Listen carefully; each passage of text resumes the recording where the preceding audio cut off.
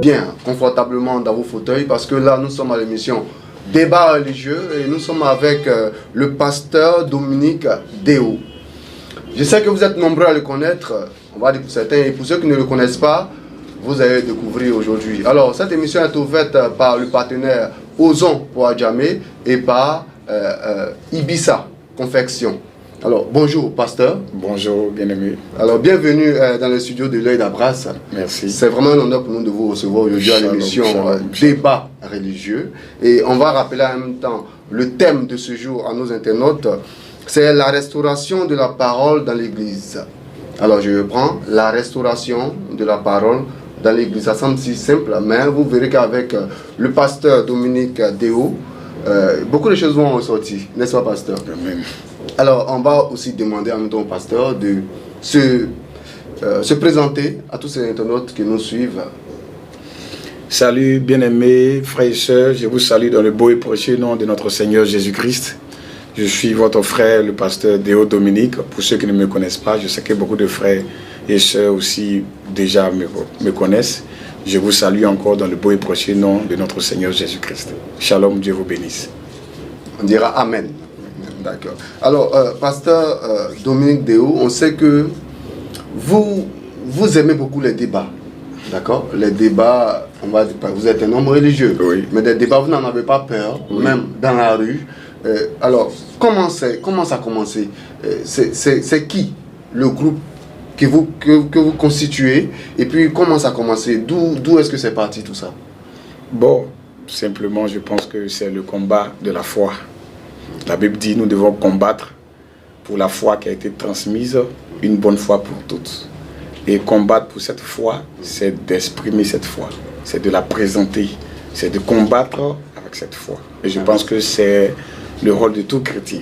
Mais chacun pour sa part. Il y en a qui sont appelés à aller sur le terrain pour les confrontations. Il y en a aussi, en tout cas, quelle que soit leur position, chacun est appelé aussi à mener le combat à tabou battant de la parole de Dieu. La parole de Dieu. Alors, quelle dénomination avez-vous donné à votre groupe? Bon, nous sommes des frères chrétiens, nous n'avons aucune dénomination. Mais pas que nous ne sommes pas contre le fait que les gens puissent avoir une dénomination, une étiquette. Non, non, non. Okay. Mais nous ne sommes pas une dénomination. Nous sommes des chrétiens, nous nous réunissons à Niangon, à gauche, Carrefour Dépôt. Il y a des frères un peu partout, à Songon, il y a des frères aussi partout dans le monde. L'Église doit se reconnaître plus par la foi. Quand on dit tu es chrétien, oui. Ça s'arrête là. Quand on dit tu es chrétien, je crois en Jésus-Christ, ça s'arrête là. Mais je suis de telle dénomination, On met plus en avant la dénomination que Christ, qui est notre foi, qui est notre absolu que nous devons présenter. Voilà pourquoi nous exhortons les frères à mettre Christ au centre de tout. Et non la dénomination, l'étiquette. L'étiquette, elle n'est rien. Mais c'est la foi en Christ qui est quelque chose. D'accord. Donc on priorise plutôt la foi en Christ, oui. Et puis la dénomination c'est accessoire. Oui. D'accord. Alors donc on rappelle le thème du jour, la restauration de la parole dans l'Église. Alors, pasteur, oui. C'est quoi l'Église? Quelle définition on peut donner même de l'Église? Je pense que le document qui est mieux placé, qui a parlé de l'Église, c'est la Bible. La Bible. En détail et en profondeur. L'Église, c'est le corps de Christ. L'Église, c'est le corps de Christ. L'habitation de Christ en esprit. L'Église, c'est la famille de Dieu. L'Église, c'est le royaume de Dieu. L'Église, c'est le royaume de sacrificateurs. L'Église, ce n'est pas un bâtiment. L'Église, ce n'est pas une dénomination.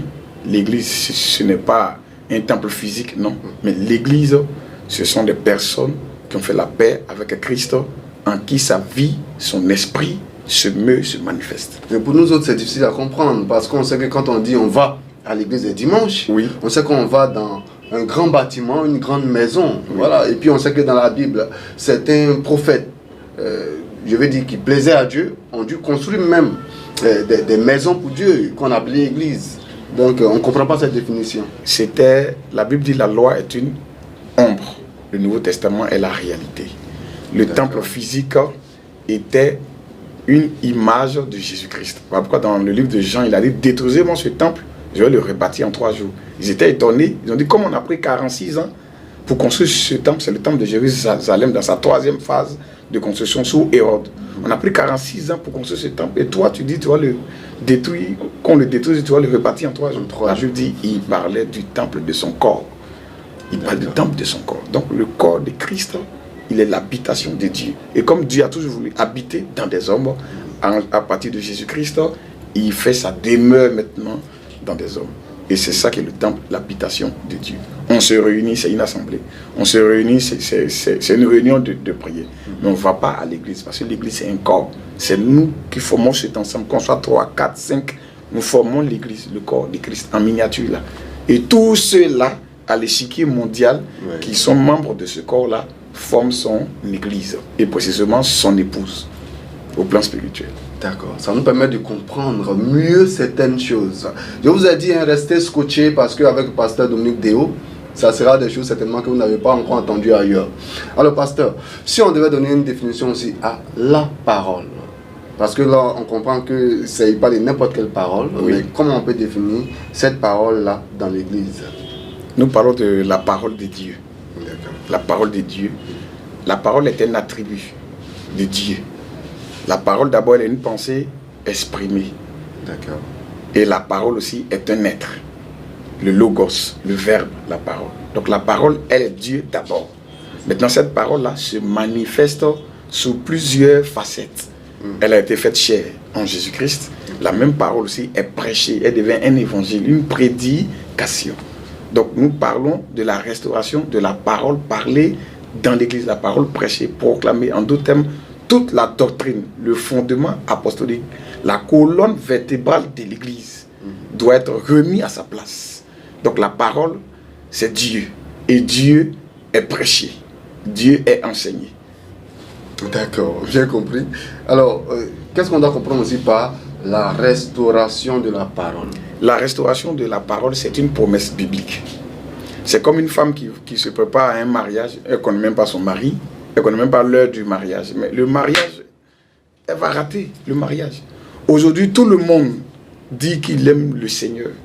On attend Jésus, nous aimons Jésus, Jésus vient, Jésus vient, Jésus vient. Mais les gens ne savent même pas dans quel temps il se trouve et comment il faut se préparer pour aller à sa rencontre. Et qu'est-ce qui doit arriver d'abord avant qu'il ne puisse venir chercher cette épouse-là? C'est lui qui l'a dit. Il dit, je vais vous préparer une place et je viendrai vous prendre. Prendre, c'est enlever. Mais avant que cette épouse-là ne soit enlevée, il faut qu'il y ait des choses d'abord qui se passent. Elle doit être lavée, elle doit être sanctifiée, elle doit être purifiée par l'eau de la parole. Alors que cette parole-là, bizarrement, elle a été renversée, détruite, démolie. On est en 2021. Oui. Donc si on retourne 2000 ans avant, 2021, après Jésus, si on veut dire. Oui. Donc de 2000 ans avant jusqu'à aujourd'hui, est-ce que réellement le christianisme originel, apostolique, est-ce que ces traces sont restées jusqu'à aujourd'hui par rapport à ce que nous voyons sur la scène là? Est-ce que dans les temps bibliques, c'est comme ça que c'était? Non, non, non. Il faut que la parole soit restaurée. Nous ne parlons pas de la restauration de ta vie, tu vas avoir voiture, tu vas avoir mariage. Non, non, non. Nous parlons de la restauration de la parole de Dieu dans l'église pour le salut du peuple de Dieu. Et c'est une promesse biblique, lui-même l'a promis. Et les prophéties bibliques sont pleines. En tout cas, il y en a beaucoup. Depuis l'Ancien Testament jusqu'au Nouveau Testament, Dieu a promis un temps où il va restaurer sa parole. Et il l'a fait. Peut-être d'autres ne le savent pas, mais on les appelle simplement à revenir à la parole qui a été déjà restaurée. Le retour au fondement apostolique. Donc la parole a déjà été restaurée. Oui, oui. Il faut maintenant revenir à cette parole restaurée. Oui. Mais avant de revenir déjà, est-ce qu'on peut expliquer les causes? Si jamais il y a égarement, en tout cas, s'il y a eu égarement, quelles en ont été les causes? Pourquoi est-ce que les chrétiens se sont-ils détournés de la voie originelle tracée par le Seigneur? Tout a un sens dans le livre de la Genèse. Le diable a toujours voulu pervertir l'Église. Voilà pourquoi en Éden, il a réussi à tromper Ève. Ève est une image de l'Église. Quand vous prenez dans le livre d'Éphésiens 6, Paul dit, l'homme quittera son père et sa mère, s'attachera à sa femme. Il dit, ce mystère est grand. Je dis cela par rapport à Christ et à l'Église. Donc, la même manière que Adam était avec Ève en Éden, c'est l'image parfaite de Christ et de l'Église. Mais le diable, qu'est-ce qu'il a fait? Il a voulu tromper Ève et il a réussi à la tromper. La première Ève a chuté. La seconde Ève, qui est l'Église, est aussi en train de chuter. Mais au sein de cette église, il y a une épouse, parole véritable, et il y a une autre église que la Bible appelle une église prostituée. C'est l'Apocalypse 17. Elle et ses filles, elles vont suivre la voie de la prostitution spirituelle, pas physique, la prostitution spirituelle. Mais le diable a toujours voulu faire jeter le trouble au sein de l'église. Et il a réussi avec ses éléments, avec ses apostats, avec ses ministres. Mais la véritable église reconnaîtra toujours la voix du Seigneur pour retourner à sa parole. Comme une femme reconnaît la voix de son mari. Même si on lui bande les yeux, s'il parle, c'est que c'est son mari. C'est que c'est son mari. D'accord. Alors, si on considère que aujourd'hui, la plupart des chrétiens, on va dire, ont quitté cette voie originelle, donc on parle de restauration, revenir à cette restauration, alors qu'on sait qu'il y a une multitude de guides, de pasteurs aujourd'hui en Côte d'Ivoire, et il y en a même qu'on connaît énormément, et ça dit que ceux-là, ce sont eux aussi quelque peu détournés de la voie que a tracée aussi leur Seigneur. Ce sont des pharisiens modernes. Les hommes on parle des pasteurs de Côte d'Ivoire. Ce sont des pharisiens modernes. Les hommes passent, mais les esprits demeurent. Les hommes passent, mais les esprits demeurent. Ce qui est arrivé au temps de Sodome et Gomorrhe est revenu. Pour dire que si l'autre était là aujourd'hui, s'il voyait les gens, il a dit que mais c'est ceux-là qui étaient à Sodome et Gomorrhe. Donc, quand Jésus était là, il y avait les scribes, les pharisiens, les sadduciens. Regardez comment la Bible les a dépeints dans le livre de Matthieu 3, de Matthieu 23. Les gens qui aiment la prééminence, la première place, les premiers sièges, qui aiment se faire appeler rabbi, qui aiment être élevés. Et même quiconque confessait que Jésus était le Christ était passible d'être excommunié du temple. Où il lisait dans le livre de Jean 9, un aveugle qui a été guéri. Mais ses parents avaient peur de demander il a de l'âge. Parce que s'il reconnaissait simplement que Jésus est le Christ et qu'il a été guéri par la puissance de Jésus-Christ, il a été excommunié. Et c'est cet état d'esprit-là aujourd'hui qui règne à travers ces apostats. Ce sont des ouvriers d'iniquité. Le Seigneur ne les reconnaît pas. Il ne les reconnaît pas du tout. Non, non, non. Parce qu'ils parlent de leur propre chef. Mais c'est un peu grave quand même ce que vous dites. Parce que vous savez que ceux dont on parle aujourd'hui, les pasteurs de Côte d'Ivoire, de façon générale, ils ont de grandes églises. Il y en a même qui ont des églises qui sont, on va dire des temples, hein, qui sont climatisés. Oui. Voilà, on dit c'est le haut standing. Hein. Oui. Voilà, et ils ont beaucoup de personnes qui sont, voilà, qui vont à leur culte et autres. Donc, dit que ces personnes sont dans l'égarement, c'est pas trop poussé. La vérité, c'est Christ. Et Christ, on doit revenir à lui. Quiconque n'est pas en Christ, dans sa parole, quelle que soit la multitude de fidèles, ou bien la beauté du temple. Quand vous prenez Matthieu 7, 13, qu'est-ce qu'il dit? Il dit, entrez par la porte étroite, car large est la porte, spacieux est le chemin qui mène à la perdition. Et il y en a beaucoup qui entrent par là. Mais resserré, étroit est le chemin qui mène à la vie. Et il y en a peu qui le trouvent. Je ne suis pas en train de dire que je suis l'unique pasteur qui soit dans la vérité. Non, non, non, non, non. Je ne peux pas me prêter de tels propos. Non, non, non. Il y a des frères qui croient ce que je crois, qui prêchent ce que je prêche. Avant moi, après moi, qui prêchent mais peut-être mieux même encore ce que je prêche. Mais au-delà de cela, au-delà de tout cela, nous avons une foi commune qui est le retour à la foi apostolique. Donc, quiconque ne vient pas à cette foi, qu'il soit archevêque, cardinal, en tout cas, qu'il ait des titres religieux, qu'il s'est donné, qu'il ait des doctorats, je ne sais où, mais il ne revient pas à la parole de Dieu, c'est un faussaire. C'est un faussaire. Parce qu'il s'agit là d'un domaine spirituel. S'il s'agit là d'un domaine spirituel, Jésus, pourquoi il ne s'est pas allié aux pharisiens? Pourquoi il ne s'est pas allié aux sadduciens? Pourquoi il ne s'est pas allié aux scribes, aux zélotes? Pourquoi il ne s'est pas allié à eux? Pourquoi Élie ne s'est pas allié aux prophètes de Baal et d'Astarté? Mais il les a confrontés à un défi. Et c'était le défi de quoi? De la restauration. Dans 1 Roi 18, la Bible dit, Élie rétablit l'autel de Dieu qui avait été renversé. La doctrine a été renversée. Jésus-Christ a été chassé de l'église. Voilà pourquoi d'Apocalypse, il dit, je tape à la porte. Si quelqu'un entend ma voix, toi-même ta propre maison, tu vas taper à la porte. Si quelqu'un entend ta voix, tu n'as pas la clé de ta maison. Ils ont chassé Jésus-Christ. La parole a été mise dehors. Les gens ont cousu un Jésus-Christ moderne, un Jésus-Christ à leur goût. Il y a Jésus et il y a Jésus. Si quelqu'un veut vous prêcher un autre Jésus, vous le supportez fort bien. Il y a Jésus et il y a Jésus. Il y a Jésus moderne, Jésus de bénédiction, un Jésus social. On ne prêche pas le salut. On n'amène pas les gens à connaître le Seigneur, à connaître l'évangile véritable de la grâce. Dieu nous a sauvés par grâce. Les hommes ne savent même pas qu'est-ce que c'est que cette grâce-là. En quoi est-ce qu'elle consiste? Jésus-Christ, même d'autres là-dedans, ils ne savent même pas qui il est. Il dit Jésus, c'est le fils de Marie, c'est l'enfant de Dieu. Peut-être Dieu était au ciel, il a envoyé son fils.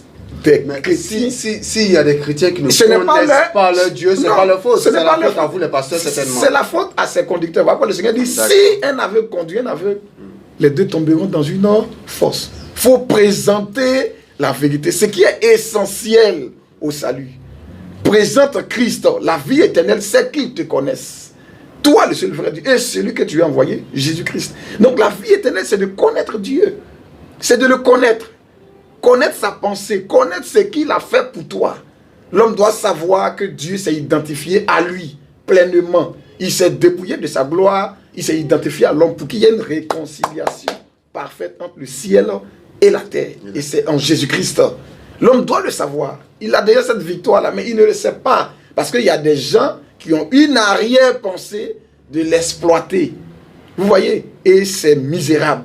C'est misérable. Et ça fait pitié. Pasteur Dieu, on va parler avec beaucoup d'assurance et puis de passion même, on va dire.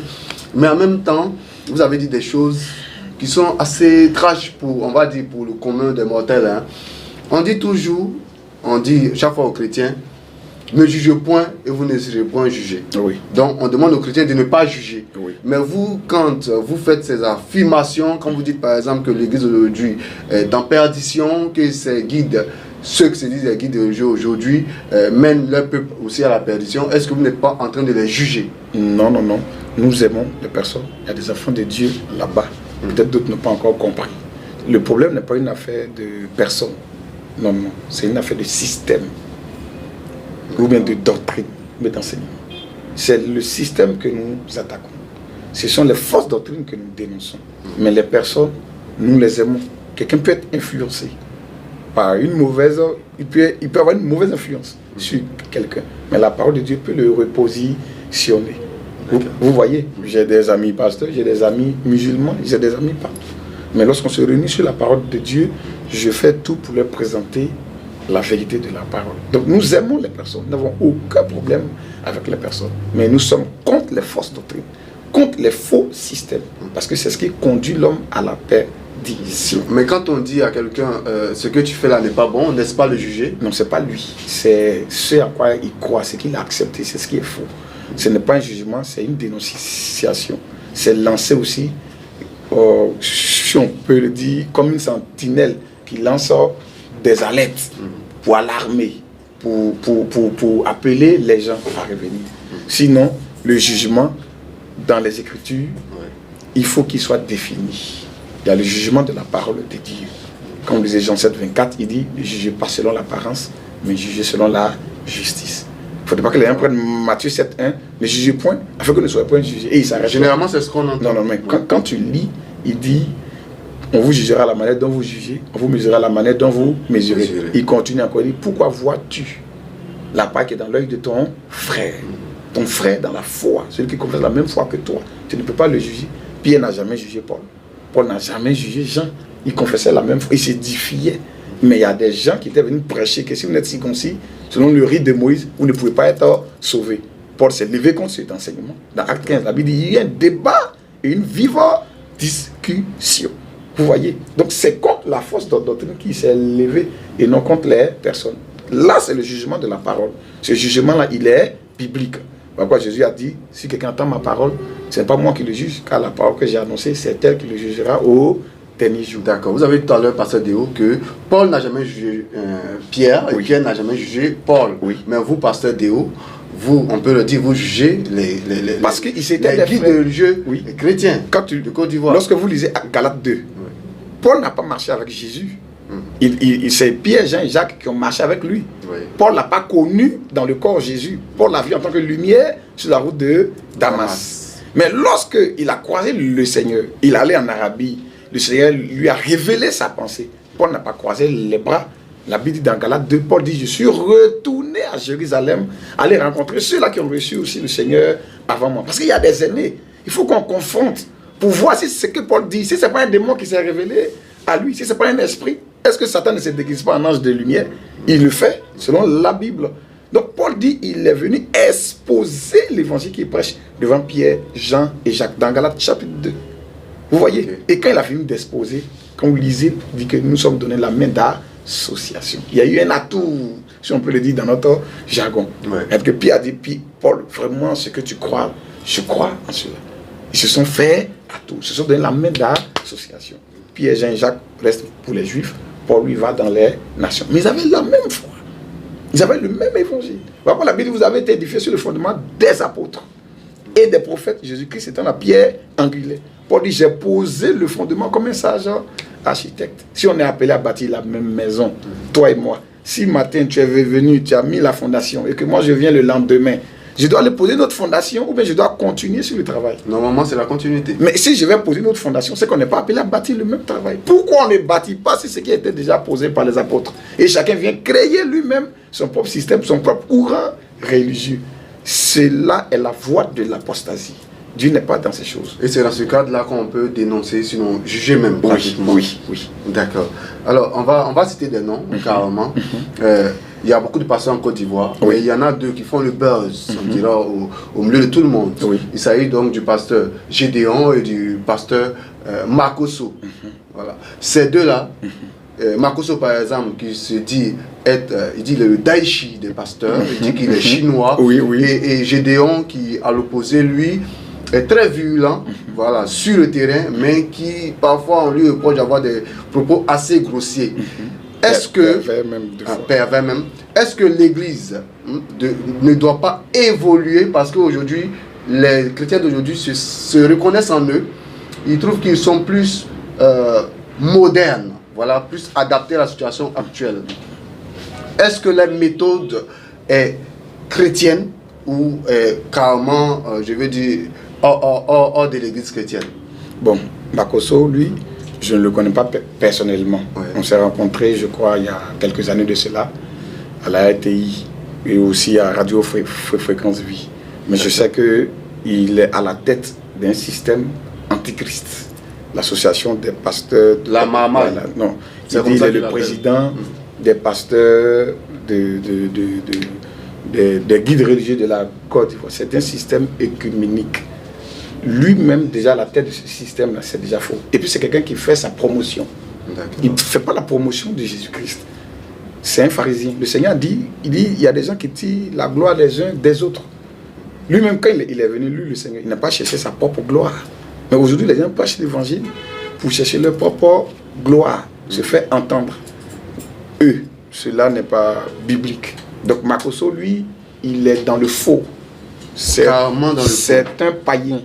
Alors qu'il n'y a pas longtemps, en décembre, Makosso organisait, on va dire, c'est quoi, une séance de prière, une grande séance de prière à Koumassi. Il a dit que les 1000 personnes qui allaient arriver, il avait donné des sacs de riz, même de l'argent, tout ça. C'est un féticheur. Jésus-Christ, oui, c'est un païen. Dites-lui, et s'il croit que ce que je dis est faux, je l'attends à un débat. C'est un ouvrier d'iniquité. Il a besoin de repentance, cet homme. Le révérend Camille Makosso. Il a besoin de repentance. Il faut qu'il se repente de sa voie d'égarement dans laquelle il est. Donc, lui, son cas, on peut le comprendre. Mais il y a quelqu'un qui a connu la vérité. Ça, parlant de Gédéon. Oui, d'accord. Nous avons travaillé ensemble. Avec Pasteur Gédéon? Oui, on a fait 15 ans ensemble. Pas avec Pasteur Gédéon, mais avec Agodio. On a dormi dans le même salon d'Agodio. On a fait 15 ans. C'est en 2016 que nous nous sommes séparés. Lorsqu'ils ont commencé aussi à s'organiser comme les autres. Avoir un président des pasteurs, il faut que les églises commencent à se dénommer ministère Zobel Agodio. Ça, il a commencé à donner des certificats pastoraux, des cartes pasteurs. On a dénoncé toutes ces choses. C'est sur notre page même. Donc, lui, Gédéon, lui, il connaît la vérité. Il connaît la vérité. On a travaillé ensemble.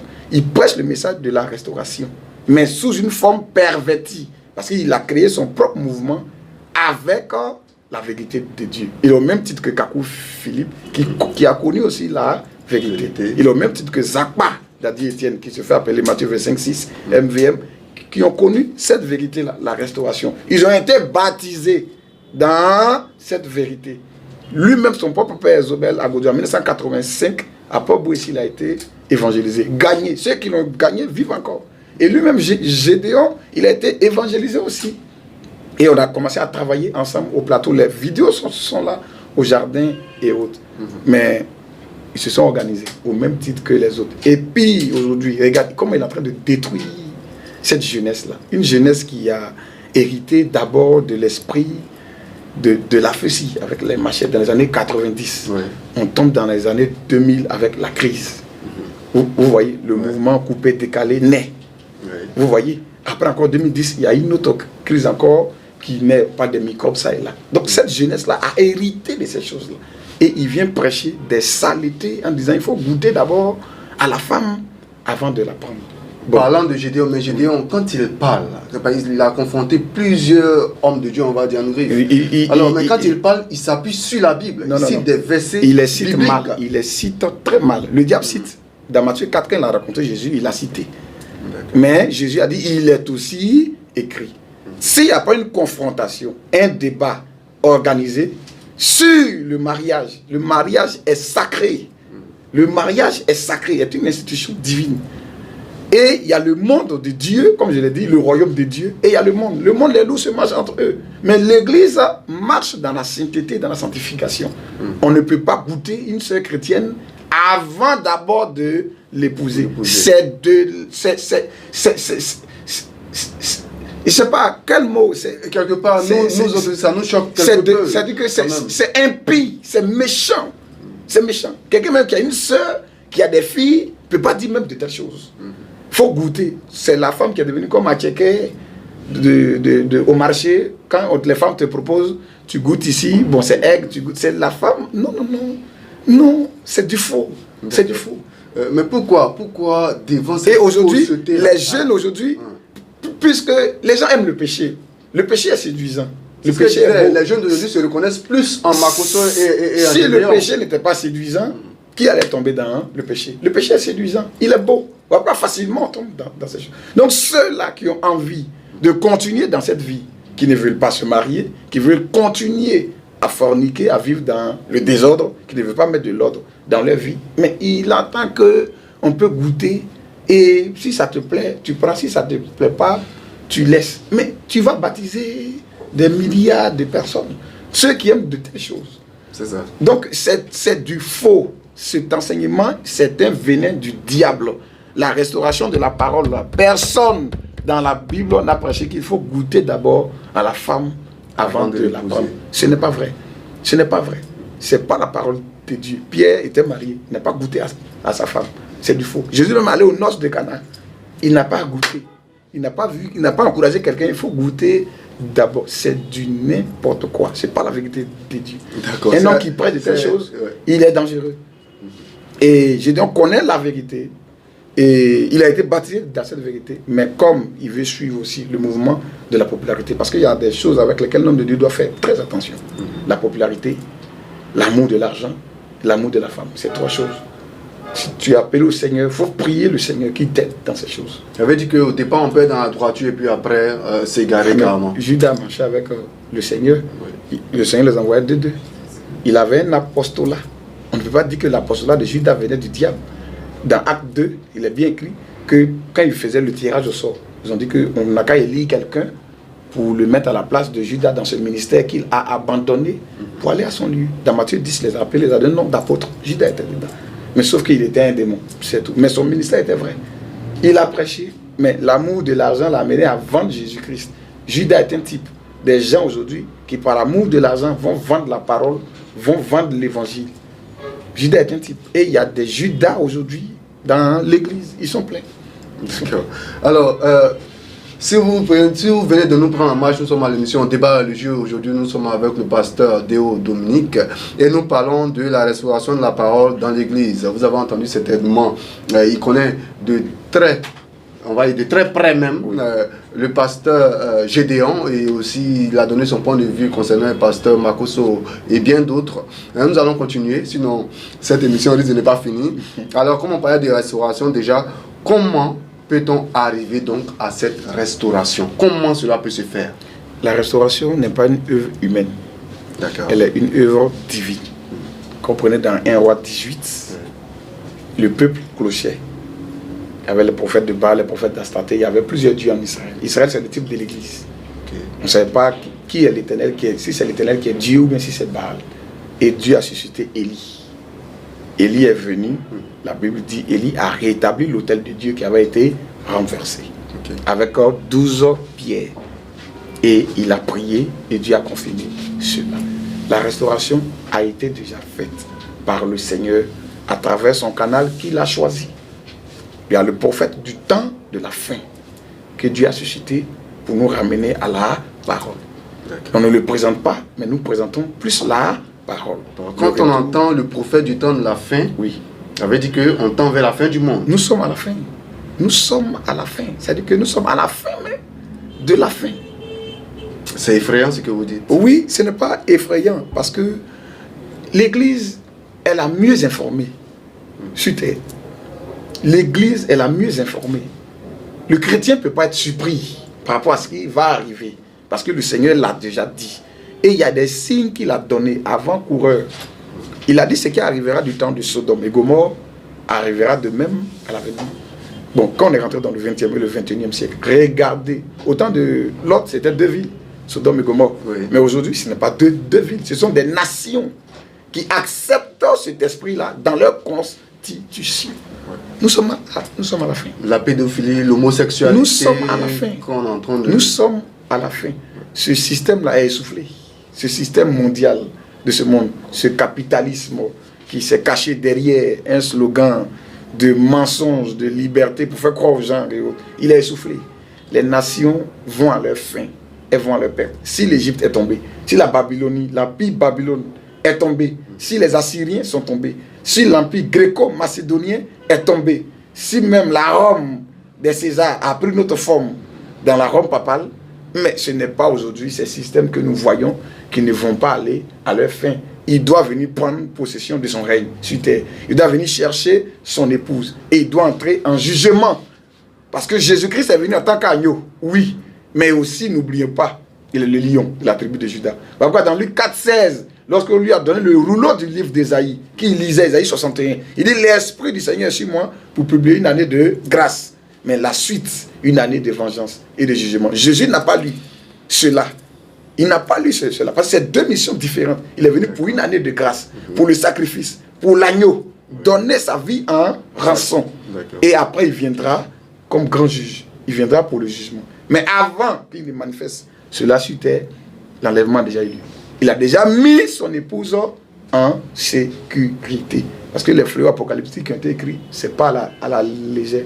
Jean ne rêvait pas. Il n'avait pas bu pour écrire Apocalypse. Le Seigneur s'est révélé à lui sur l'île de Patmos pour lui présenter ce qui va arriver dans la suite. D'accord. Et nous partons vers de nos jours, on remarque par exemple la Covid-19 et puis aussi cette démocratie par laquelle tout le monde jurait aux États-Unis qui récemment a été, on va dire, humilié, cette démocratie par Donald Trump, voilà, sur le système. Est-ce qu'on peut interpréter cela aussi comme étant des signes annonciateurs de la fin du monde? Effectivement. Parce que Dieu parle tantôt d'une manière, tantôt d'une autre. Lorsqu'il parle dans la parole que tu ne comprends pas, il utilise les signes que tu peux percevoir facilement. Comment la nation démocrate qui a présenté le modèle parfait, aujourd'hui, le Capitole a été pillé. Même pour l'installer un président aujourd'hui, on met des garde-corps parce qu'on ne sait pas ce qui va arriver. C'est la fin de ce système. C'est assez inquiétant. C'est la fin. Alors le temps qui nous est imparti court déjà à sa fin. Ça fait que vraiment, on a oublié d'écouter un peu cette émission. Mais déjà une autre question.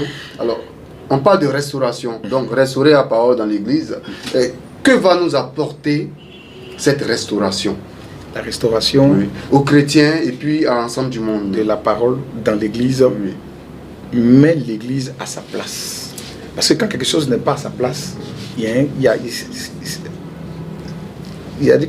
a un court-circuit. Même les étoiles dans le ciel, elles ont leur place. La restauration de la parole vient mettre l'Église à sa place. Parce que avant qu'une fusée ne puisse décoller, il faut qu'il y ait un compte à rebours. On ne se lève pas comme... Même quand tu arrives à un feu, tu ne vas pas comme ça, non. Il y a un compte à rebours qui est là. C'est quand ça arrive maintenant à 0, ça vient sur orange, ça vient sur vert, c'est là que tu peux décoller. Donc ce sont des signes qui nous donnent de nous préparer. Et c'est la restauration de la parole nous donne de nous préparer pour être prêts pour partir. Et l'Église doit être à sa place dans le plan divin. elle a un rôle à jouer. L'église, ce n'est pas de gagner le monde, non. Le monde passe. Le monde continuera jusqu'à sa fin. Mais l'église doit chercher les élus de Dieu, les enfants de Dieu, ceux-là qui ont soif du Seigneur. Parce qu'il a dit, heureux ceux qui ont soif, quand ils verront Dieu. Ceux-là qui ont soif, c'est ceux que l'église doit chercher. On ne doit pas courir derrière le monde. Sinon, on va ramasser même le monde pour le déposer dans l'église. Et le même monde, quand on combat là, on le retrouve encore parmi nous. Et où est-ce qu'on va? Cette église-là a perdu le repère. Elle a perdu le repère. La seule voie, c'est la parole, c'est la doctrine, c'est le fondement apostolique. Donc l'église aujourd'hui en Côte d'Ivoire va mal. Bon, il y a église et il y a église en réalité. De façon générale. Oui, il y a église et il y a église. Il y a église visible, tout ce qu'on appelle chrétien de nom. Et il y a l'église invisible, le corps de Christ. C'est lui seul qui connaît ce corps. Ouais. Et ce corps-là, c'est dans la parole que lui, il marche. Donc aujourd'hui, l'apostasie a pris le monde. Ça, je vous le dis. Nous sommes dans un temps apostate. Mais de la même manière qu'il y avait les ténèbres en Égypte, là où Israël était, il y avait la lumière à Gozen City. Parce qu'Israël était une église aussi, était une église en Égypte. Donc, là où le peuple de Dieu se trouve, là où les élus de Dieu se trouvent, ils sont nourris par la parole. Parce qu'il a dit, là où est le corps, là se rassemblent les aigles. Il est nourri. Mais aussi, il y a un autre corps qui se nourrit de la saleté, de n'importe quoi. Donc, aujourd'hui, l'Église, de façon générale, est dans la voie de l'apostasie. Et elle a atteint un chemin de non-retour. Hélas, elle a atteint un chemin de non-retour. Que les gens ne se fient pas aujourd'hui à la beauté. Parce qu'il a dit dans l'Apocalypse, il dit, parce que tu dis, je suis riche. Il s'adressait à cette église-là. L'Odyssée, c'est la 7e église.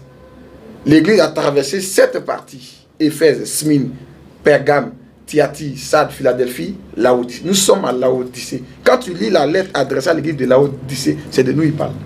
Il dit, parce que tu dis, je suis riche, je me suis enrichi. C'est à l'église qui s'adresse. Aujourd'hui, regardez les temples, regardez les églises.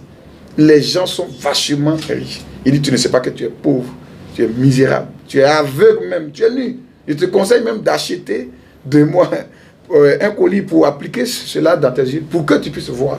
Aujourd'hui, les gens se vantent de la richesse. Des pasteurs qui vraiment présentent leur richesse, l'argent, les voitures, la prospérité. Parce qu'aujourd'hui, la souffrance a pris le dessus. Donc, c'est un appât. Non, mais celui qui a le royaume des cieux, Dieu lui donne le reste. Celui qui a la vie de Dieu, Dieu lui donne le reste. Parce qu'un fils de Dieu, mais il est héritier de Dieu. Dieu ne peut pas l'abandonner. Puisque lui-même a dit, il dit, cherchez le royaume. Le reste vous sera accordé. Parce que tous ceux-là qui cherchent en premier lieu, ce sont des païens. D'accord. Voilà. Merci beaucoup, Pasteur Théo, parce que, voilà, comme on l'a dit, le temps court. Alors, vous avez suivi l'émission Débat religieux avec le pasteur Théo Dominique. Et le thème, c'est la restauration de la parole. Dans l'église, nous avons entendu beaucoup de choses, on va dire, beaucoup de vérités. Alors, on vous donne rendez-vous jeudi prochain pour... Ça sera certainement une surprise. Une grosse émission religieuse, ça sera une surprise. Suivez tout l'œil d'Abra, soyez toujours scotchés, connectés. Vous avez dit votre page, c'est laquelle? Vérité absolue. Vérité absolue pour que l'internet puisse aussi suivre. Ah oui. Alors,